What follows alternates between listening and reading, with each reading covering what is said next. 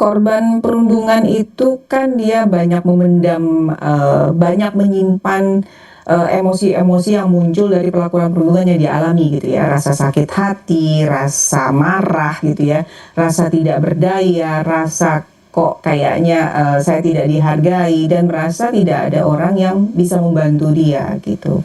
Nah, jadi ada keinginan untuk, ya udahlah kalau saya tidak dihargai, kalau saya tidak berharga, saya akan, pergi aja atau saya lebih baik tidak ada di dunia ini, ada yang kecenderungannya seperti itu. Ada juga yang mau menunjukkan power bahwa saya bisa melakukan sesuatu, saya bisa mengalahkan kamu, saya bisa balas menyakiti kamu gitu ya. Itu juga ada kecenderungan seperti itu di korban-korban, tergantung bagaimana lingkungan memberikan ide atau memberikan inspirasi terhadap si korban ini, apa yang bisa dia lakukan gitu ya. Kalau misalnya kecenderungannya adalah untuk melakukan kekerasan atau menyakiti orang lain, nah mungkin saja, inspirasi atau referensi yang didapatkan oleh si korban ini adalah ya itu tadi ya, kekerasan gitu ya, kekerasan menjadikan solusi dan ini bisa didapatkan dari lingkungan di mana dia tumbuh besar ya, di rumah atau dari konsumsi yang, dia dapatkan dari internet, dari gadget gitu ya, dari diskusi-diskusi online yang dia terlibat di sana. Nah itu paham-paham, yang berbau kekerasan bisa mempengaruhi bagaimana dia, menyikapi masalah perundungannya. Pemirsa, dari 60 korban ledakan di SMAN 72 Kelapa Gading yang dirawat di 3 rumah sakit, 14 korban masih menjalani rawat inap di Rumah Sakit Islam Jakarta Cempaka Putih. Beberapa korban yang luka berat telah menjalani operasi dan diharuskan rawat inap di rumah sakit.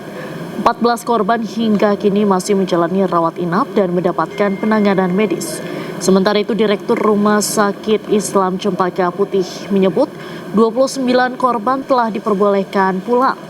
Namun untuk keluhan para korban terkait pendengaran yang terganggu pasca ledakan akan terus dipantau untuk proses penyembuhannya.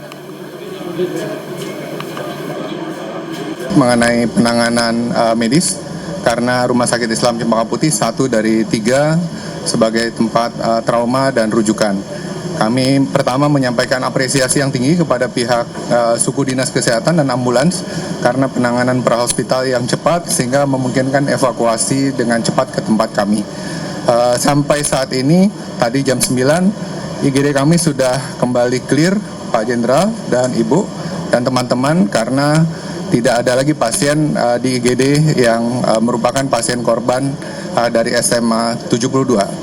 Saat ini pasien yang sudah pulang ada 29 dan saat ini yang di Ranap tadi ada 14 orang dan alhamdulillah hari ini pagi ini divisit oleh Bapak Jenderal dan teman-teman untuk melihat seperti yang dikatakan dari representatif dari KPAI.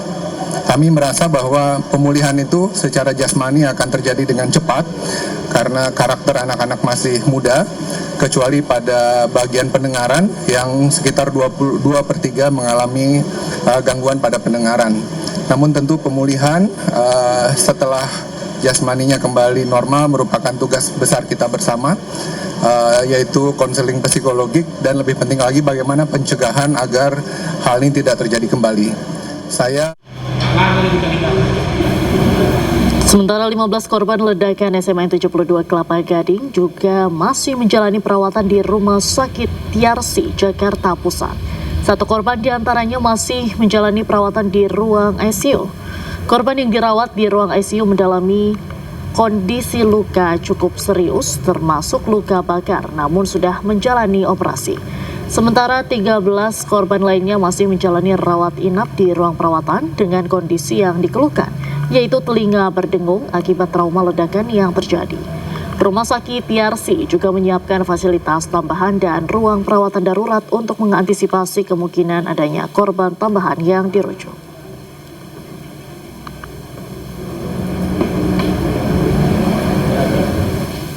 Pemirsa, untuk mengetahui bagaimana kondisi terkini korban ledakan yang masih mendapat perawatan medis, sudah ada rekan Ismalia Medasari di Rumah Sakit Islam Cempaka Putih. Selamat malam, Ismalia, berapa korban yang saat ini masih dirawat dan bagaimana kondisinya? Ya, selamat malam Diandra dan juga pemirsa. Dapat kami laporkan dari 96 korban yang terdampak pada ledakan di SMA 72 Kelapa Gading, Jakarta Utara. Ini sudah ada 67 orang yang sudah boleh pulang atau mungkin bisa dilakukan rawat jalan. Namun dari 96 korban itu memang terbagi di 3 rumah sakit, yakni di tempat kami melaporkan Rumah Sakit Islam Jakarta Cempaka Putih. Ini dapat kami laporkan untuk korban yang masih dirawat ada 14 orang.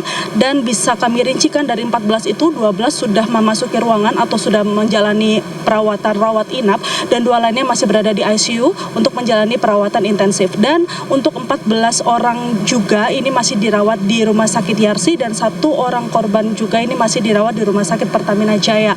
Dan memang total yang belum boleh pulang ini ada sekitar 29 orang, Diandra.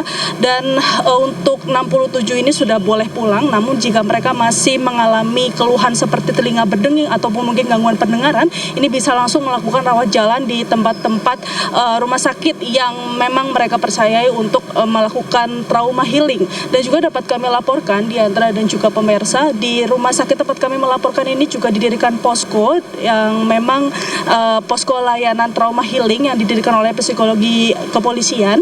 Ini juga para korban yang memang masih merasa kurang baik bisa langsung mengunjungi posko tersebut. Dan dapat kami laporkan juga, Diandra, di tempat kami melaporkan ini menerima 39 korban, dan 25 korban lainnya ini juga sudah boleh pulang dan dilakukan rawat jalan. Dan juga, Diandra, dapat kami laporkan juga untuk terduga pelaku sampai saat ini juga kami masih belum mengetahui keberadaannya di rumah sakit mana, dan kami juga belum mendapatkan informasi lebih lanjut. Dan sampai saat ini hingga pukul 19 lebih belum ada korban lagi yang datang ke rumah sakit tempat kami melaporkan untuk menjelaskan keluhannya. Kembali ke Anda, Diandra. Baik, terima kasih Ismalia Medasari atas laporan Anda langsung dari Rumah Sakit Islam Jakarta. Selamat malam, selamat kembali bertugas. Pemirsa, Kombes Pol Budi Hermanto, Kabid Humas Polda Metro Jaya menyampaikan update pasca ledakan di SMN 72 Jakarta. Hingga kini penyidik masih melakukan pendalaman terkait motif pelaku.